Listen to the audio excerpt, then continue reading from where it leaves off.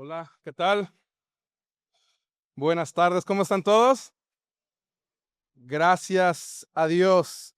Pues, ¿qué te parece si me acompañas a orar, por favor? Señor Jesús, háblanos, ministranos, sigue tomando el control de todo lo que sucede en esta habitación. Inúndanos con tu presencia, visítanos, vive en nosotros. Pedimos que hoy en esas partes que todavía tal vez sean ocultas a nosotros, sea la revelación de tu Espíritu Santo, revelándonos al Padre, revelándonos quién es, su carácter, su naturaleza. En el nombre de Jesús. Amén. Amén, iglesia. Y pues bueno, ciertamente estamos arrancando serie que se llama Orando con Jesús. ¿Cómo se llama esta serie? Orando con Jesús, ¿sí? Y pues bueno, vamos a arrancar. Miren, nombrar a Dios para la gente que vivió hace muchísimos años, hablo de cuando apenas Dios habló a su pueblo, y lo sacó de una tierra extranjera y les dijo, sal de tu tierra y parentela y demás, y comenzaron a ser llamados como los hebreos o los que vienen de fuera. Pues era complicado cómo llamar a Dios porque él se presentó como el yo soy cuando le preguntaron su nombre, yo soy el que soy. Este, y la gente que estaba ahí tratando de descubrir, analizando cómo podemos llamar a Dios, comenzaron a idear algunas maneras en las cuales podemos o podrían en su momento llamar a Dios. Y una de las más primarias o de las primeras formas en que se llamó a Dios es algo llamado el tetragramaton, con acento en la A, tetragramaton. Es algo extraño, pero ya lo hemos hablado aquí en alguna ocasión. Son 4 letras que describen el nombre de Dios, algo que no podemos pronunciar simplemente porque nuestro lenguaje es complicado hacerlo, ¿sale? Pero después surgieron nombres para Dios como Yahvé, como Jehová, Adonai, Elohim, Hashem, y varios nombres, ¿no? Para tratar de describir quién es Dios, ¿sí? Y es que vamos a trasladar un poquito nuestra memoria o vamos a ponernos en los zapatos, para llamarlo de manera coloquial, con las personas que vivieron en aquellos entonces y tenían una relación con Dios de la siguiente manera. Miren, vamos ahí a ver, por favor, en Hebreos 9, de los versículos del 6 al 8, pero antes voy a pedir al equipo de proyección si me apoya con la imagen del tabernáculo. Es algo que tal vez hemos escuchado, otros tal vez no, pero es una representación de cómo después de que fueron hebreos y ahora ya fueron israelitas, y después de que Jacob tuvo sus hijos y todo ello, y se multiplicaron. Y Dios estuvo con ellos a través de esta manera, ¿sí? Eh, es un tabernáculo, es una construcción central posicionada, precisamente en el centro, donde están distribuidas todas las tribus a sus alrededores, todas las casitas de campaña que vemos a los alrededores, pues era la nación de Israel, ¿sí? Y para ellos entrar a este tabernáculo, pues bueno, en la parte de abajo vemos la entrada del atrio, el altar del sacrificio, vemos ahí a los animalitos que estaban siendo preparados para el sacrificio. Después tenemos la fuente de bronce, era un bowl, algo grande donde había agua, y los sacerdotes antes de entrar al lugar santo, ellos se mojaban, se limpiaban, se bañaban en cierta manera. Y dentro pues tenemos varios elementos, ¿no? Como el candelabro, la mesa de los panes, el altar. Y después tenemos una cortina, una gran cortina que separaba el lugar santo del lugar santísimo. En el lugar santísimo es donde está el arca, ese tipo caja grande con dos ángeles encima, que contenía en su interior pues las tablas de los 10 mandamientos, entre otras cosas, ¿no? Y ese era el lugar santísimo. Y vamos a ver cómo le hacía la nación de Israel para convivir con Dios o para interactuar con Dios. Y ahora sí, por favor, nos dirigimos ahí donde habíamos comentado en Hebreos 9, del 6 al 8.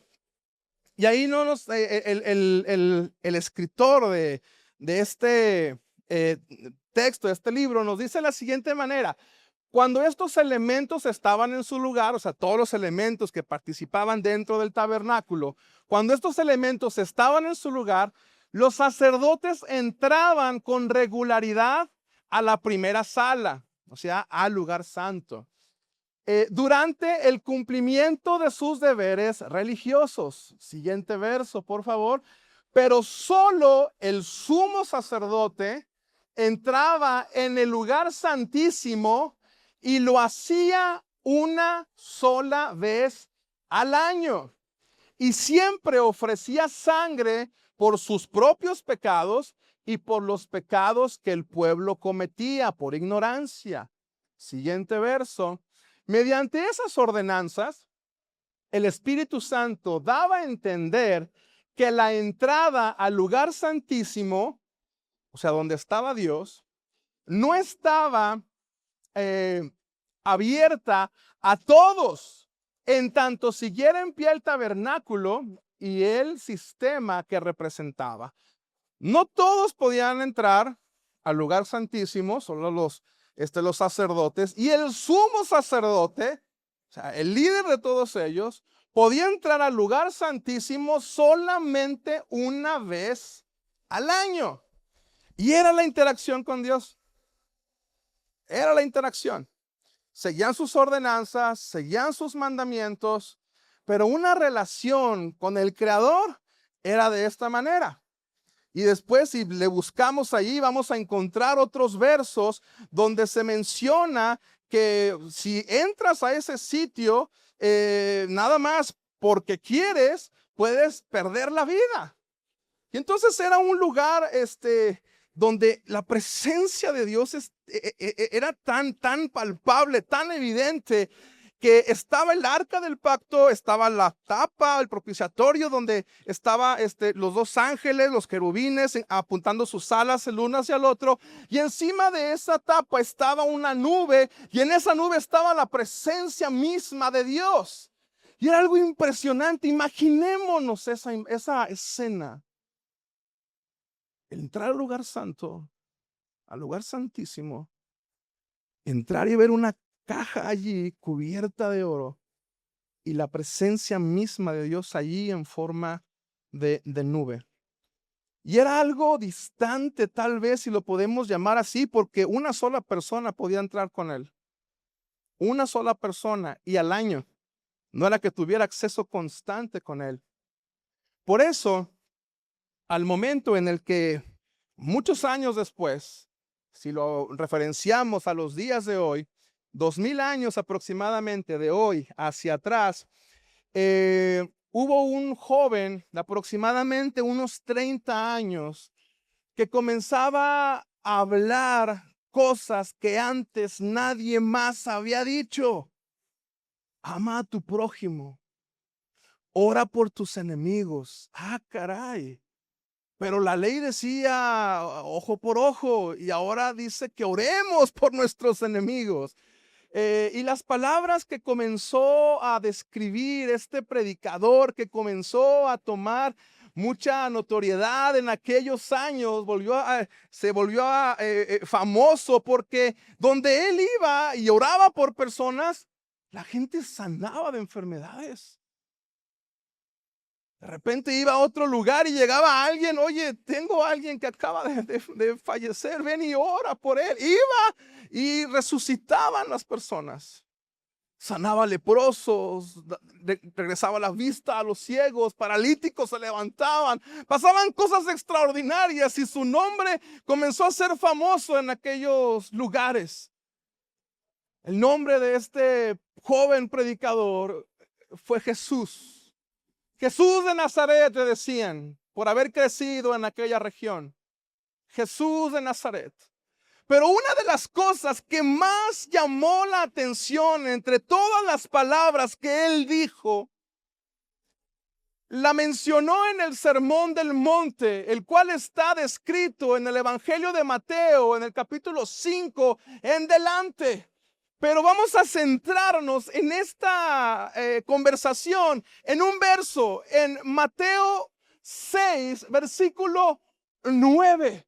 Y pido por favor al equipo de proyección que me ayude con la segunda imagen, donde viene descrito este verso que para nosotros puede ser muy famoso y muy escuchado, ya muy leído por muchísimas ocasiones, pero que en su momento generó un cambio de pensamiento bien radical.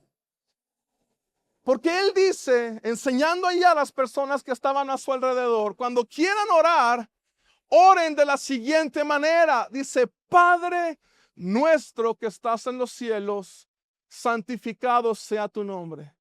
Y lo hemos escuchado, creo yo, ¿no? En algunas ocasiones, algunos podemos tener algún cuadrito ahí en casa donde lo tenemos colgado en la cocina, no sé, es un verso muy famoso, pero insisto, en su momento fue muy disruptivo ese pensamiento, fue algo que trastocó los cimientos de los líderes religiosos de la época, porque ellos estaban acostumbrados a dirigirse a Dios de otra manera, y este joven de 30 años estaba diciendo, vamos a orar de la siguiente manera, Padre.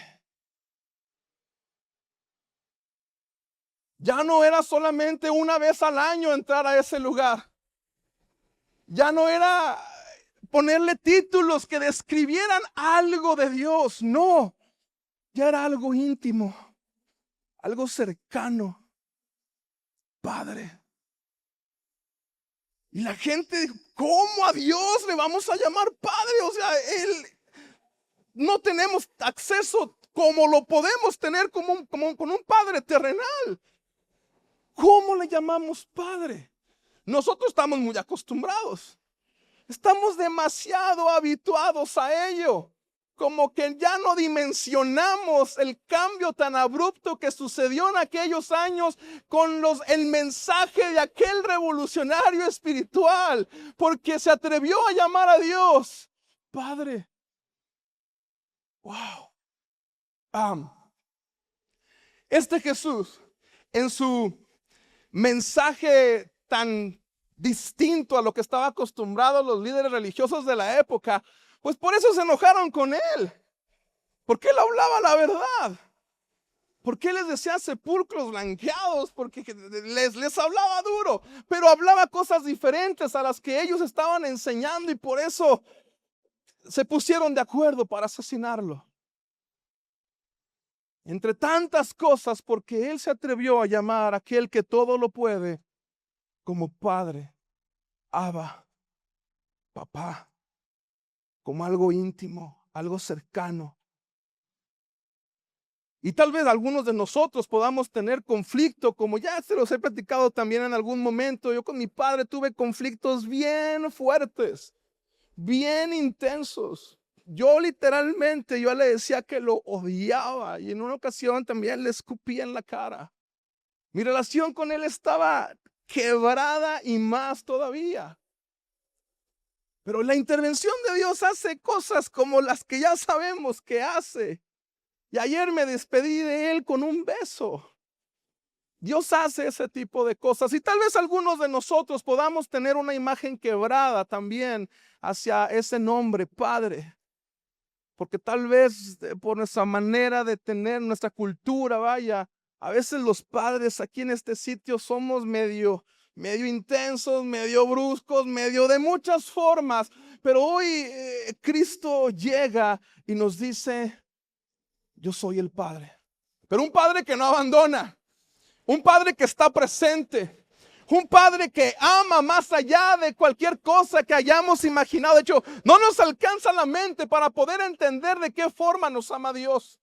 No nos alcanza la imaginación para poder entender de qué forma nos ama el Padre. No hay manera en la que lo podamos describir. Y el Padre el día de hoy no te dice a ti: yo estoy aquí, y aunque padre y madre te dejaren, con todo yo estoy aquí contigo, con todo yo te tomo en mis brazos, con todo eso yo soy hoy tu Padre, y tu iglesia eres hijo e hija de Dios. Lo eres, lo eres, por el amor inquebrantable de aquel que lo dio todo. Porque lo vimos hace un momento, antes era necesario sacrificar a un animalito para entrar a la presencia de Dios. De lo contrario no la librábamos. Pero ya no es necesario un sacrificio para el perdón de mis pecados. Ya no es necesario un sacrificio para el perdón de los pecados de mis hijos o mi familia, porque ya ha sucedido un sacrificio suficiente en la cruz del Calvario, allí en el Gólgota. Ya ha sucedido ese sacrificio, y mediante ese sacrificio el Evangelio nos dice que todo aquel que en él cree, todo aquel que en él cree no se pierde, mas tiene vida eterna. Y la tenemos en Cristo. Tenemos esa salvación porque el Padre nos amó. Porque el Padre nos amó y te ama a ti. Y te ama a ti ese Padre. Y por eso la oración patrón, esa oración modelo, guía, nos enseña a que a Dios se le llama Padre. Porque ya no es alguien lejano, iglesia, no. Ya es alguien cercano. Es alguien que está aquí contigo ahora en este momento. Es alguien que está allí cuando sientes tú que estás solo. Es alguien que está allí en tu trabajo, en tus situaciones. Cuando a veces lloramos en soledad, es alguien que Él está allí con nosotros. Porque Él es Padre. Él es Padre. Es tu Padre. Es nuestro Padre. Que la siguiente frase, la siguiente palabra con la cual Jesús enseñó a orar a sus discípulos de aquella época, y ahora es nuestra intención retomarlo para tener esa oración con Jesús, para que tú y yo retomemos ese increíble privilegio de orar a un lado de Jesús, que Él nos guíe a tener esa conexión, esa oración, esa relación con el Padre, porque la oración no es una petición, la oración es una relación. La oración es esa cercanía con Dios, ¿va? Y esa segunda parte es Padre nuestro. ¿Cuál es la segunda palabra? Nuestro. Ahora, no está hablando de Padre mío nada más, está hablando de Padre nuestro. Ahí Dios nos enseña, Cristo nos enseña de que esto se trata de una colectividad, una comunidad, la iglesia. Él es nuestro Padre, no solamente es mío, aunque a veces lo querramos sentir de esa manera. Él es mi papá, pero su amor es suficiente para todos. Su gracia es suficiente para todos. Y Dios nos enseña a que es nuestro Padre. Es nuestro Padre. Ahora, a veces vamos caminando tan deprisa en la vida que no nos damos cuenta de lo que sucede a nuestro alrededor.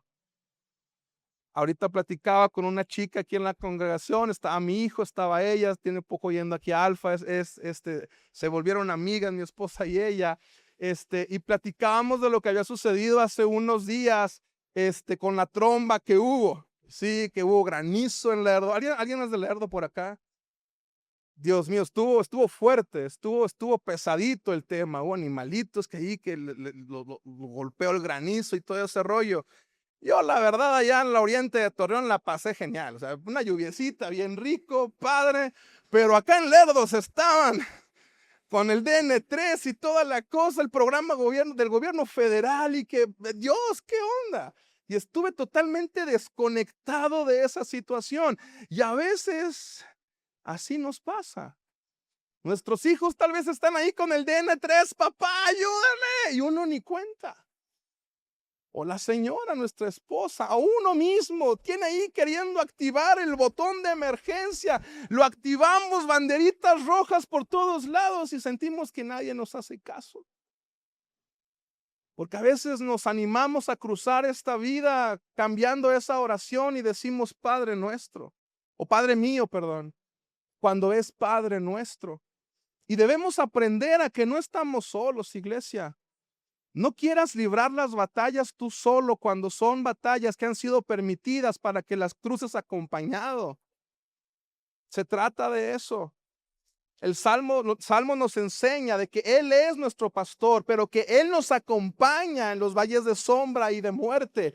Y a veces ese acompañamiento es con una persona que está ahí a tu lado, pero a veces nos sentimos tan heridos, tan lastimados o tan autosuficientes que no queremos que nadie se dé cuenta, tal vez de las circunstancias por las que estoy pasando.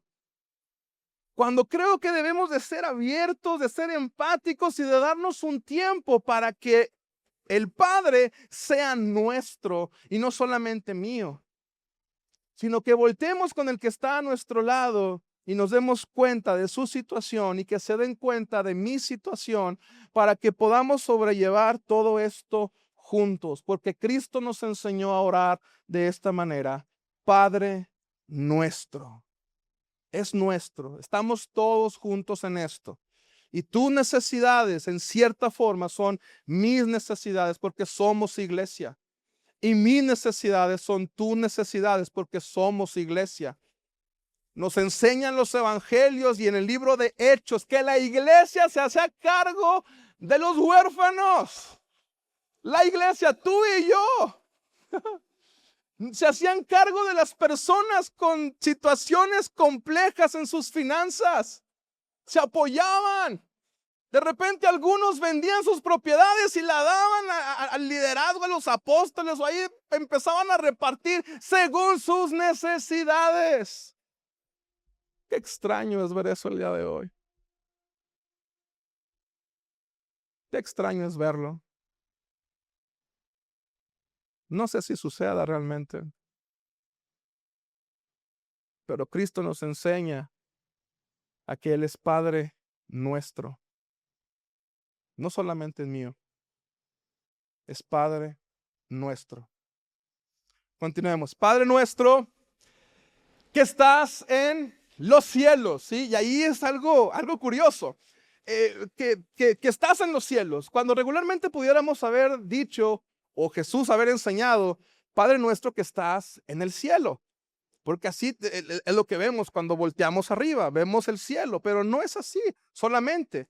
Es Padre nuestro que estás en los cielos. Y hay un verso muy bueno e interesante que está ahí en Corintios, vámonos allá, 2 Corintios 12, en el versículo 2, y vamos a leer hasta el versículo 4. 2 Corintios 12, del 2 al 4. Dice, ahí está escribiendo el apóstol Pablo, dice: hace 14 años fui llevado hasta ¿cuál cielo? Fui llevado al tercer cielo, está escribiendo Pablo ahí. Si fue en mi cuerpo o fuera de mi cuerpo, no lo sé. Solo Dios lo sabe. Siguiente verso. Es cierto, solo Dios sabe si estaba yo en mi cuerpo o fuera del cuerpo. Pero sí sé que fui llevado al paraíso. Y oí cosas tan increíbles que no pueden expresarse con palabras. Ay, lo voy a leer de nuevo. Que fui llevado al paraíso y oí cosas tan increíbles que no pueden expresarse con palabras.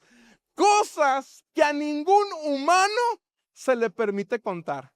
O sea, Pablo vio cosas que él no le dijo a nadie. Se guardó el secreto, se lo llevó a la tumba, literal.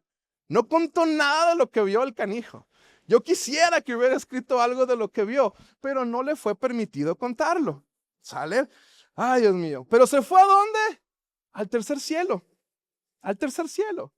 Y eso nos da a entender, pues, de que precisamente hay varios cielos. El primer cielo es el que vemos, la cúpula celeste, el que vemos, salimos y lo vemos en color azul.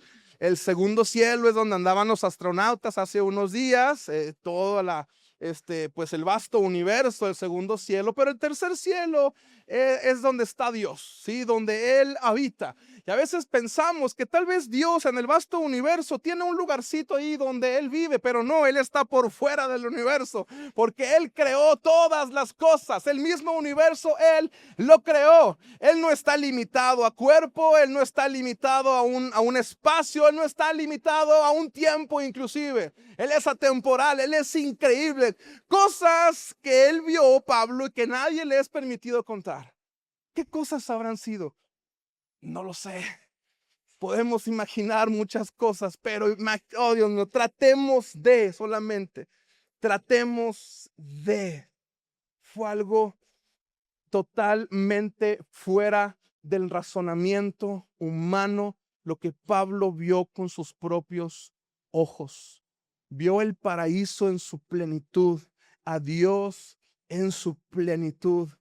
Cosas que ojo no vio, ni oído oyó, esas mismas cosas que vio Pablo, pero ahora en esta otra parte de la escritura, cosas que ojo no vio, ni oído oyó, ni han subido al corazón del hombre, son las cosas que Dios ha preparado para aquellos que le aman, para ti y para mí, ese mismo tipo de cosas. Ahora, ¿a qué vamos? De que Dios no está limitado. El Padre nuestro no es solamente nuestro cielo, nuestro ambiente aquí, no. Él es Dios en todas las cosas, primero, segundo y tercer cielo. Él es Dios en todas las cosas, iglesia, ¿sí?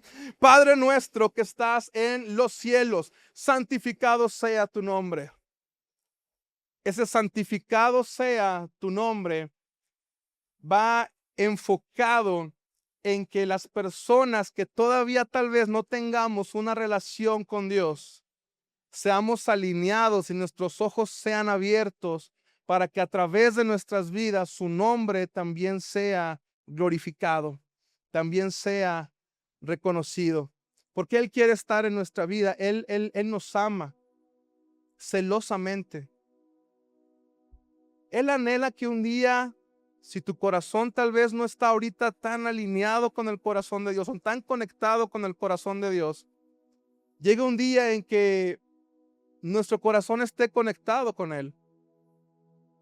Hace unas semanas, un par de semanas más o menos, ante unas dudas de mi hija, comenzamos a platicar de ciertas cosas y llegamos al tema del amor. ¿Cómo te explico el amor, hija?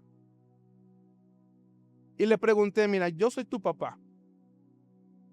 ¿Me cambiarías por otro papá? Le pregunté. Que con que no me diga que sí, porque estoy en una bronca. Que me cambia por Chayanne, o no sé qué onda. Pero me dijo que no. Dijo, no te cambio, papá. Pues imagina mi corazón cómo estaba. Y le dije, yo tampoco te cambiaría por otra hija. Cualquiera chica del mundo no te cambiaría a ti. Jesús dice, si ustedes, siendo como son, saben dar buenas cosas a sus hijos, cuánto más nuestro Padre celestial que está en los cielos les dará todas estas cosas.